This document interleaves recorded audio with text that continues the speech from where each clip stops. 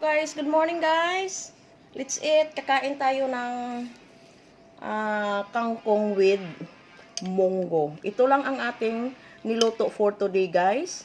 Kangkong at saka meron tayong fried chicken at saka sapsap na tuyo. Yun lang ang very simple na pagkain for today. Ang ating munggo binili natin sa 20 pesos. Marami na ang ating naluto at saka 20 pesos din na kangkong. 40 pesos lang lahat guys ang ating ulam for today. Yan ang ating goal guys. Tingnan nyo guys. Ang sarap naman talaga ng kangkong. Nako. Kangkong at saka munggo. Yan namimiss ko talaga ang kangkong with munggo guys. Ginisa lang natin sa sibuyas at saka sa bawang. Yan. Sarap talaga guys. Kain na po. Kain tayo. At saka partner talaga ito sa sapsap. It's it. It's it na guys.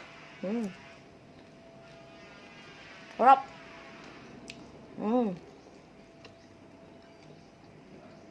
Really yummy po.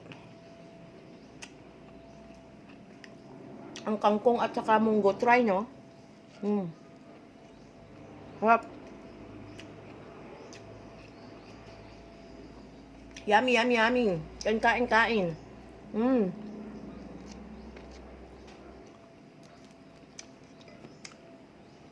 Ang fried chicken, nagluto ako to para sa aking mga anak. Yung fried chicken para to sa kanila. Gulay at saka fried chicken, kakain din sila ng gulay.